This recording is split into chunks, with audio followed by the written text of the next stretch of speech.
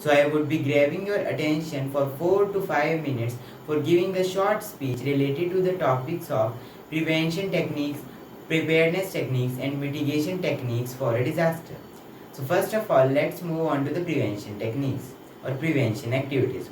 Prevention techniques are those techniques which we are using for preventing a disaster from happening.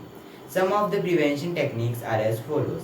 Number 1, we should not be harming the nature, because if we will harm the nature, then nature will also harm us.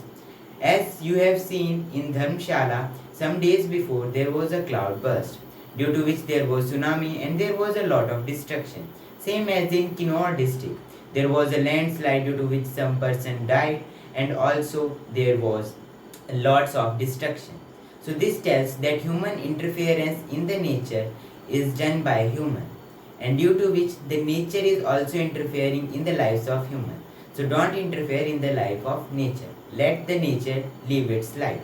Second point, second prevention technique is that we should be cutting out the stem or the root, we can say the root of the disaster. What is meant by root over here? Root means that the main origin place or main transporting minerals place for the disaster.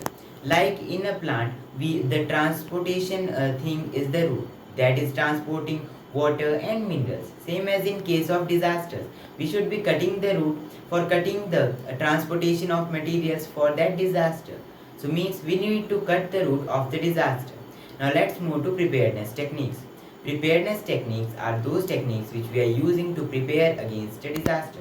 For example, if we are going to play a boxing match, so if we will be playing the match after preparing for that, then we will be playing a lot better as compared to playing the match without preparing. Means we will be playing more better not without preparing but with preparing.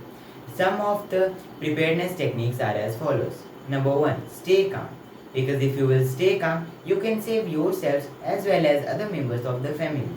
Number 2, you should be knowing about the emergency symbols, warning signs and warning symbols.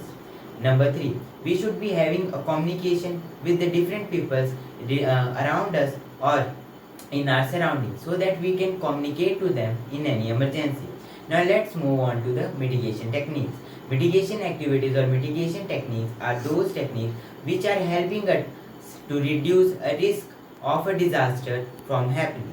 It is reducing the risk of happening of disaster or causing a destruction of disaster.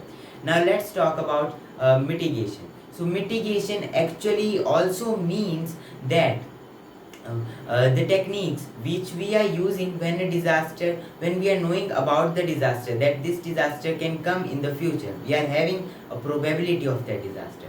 Some of the mitigation techniques are as follows. First of all, stay calm, because if you stay calm, then you can save yourselves as well as other members of the family. Check out the zoning area. You should be checking out a zoning area where you can make a simple survival base and transport your important things. As well as in any emergency, you can transport over there and you can live there for some days, so that we will be having a survival base.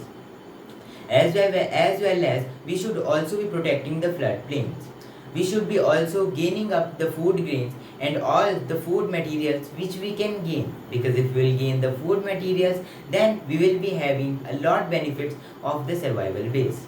So this was all for this short speech. Thank you and have a nice day.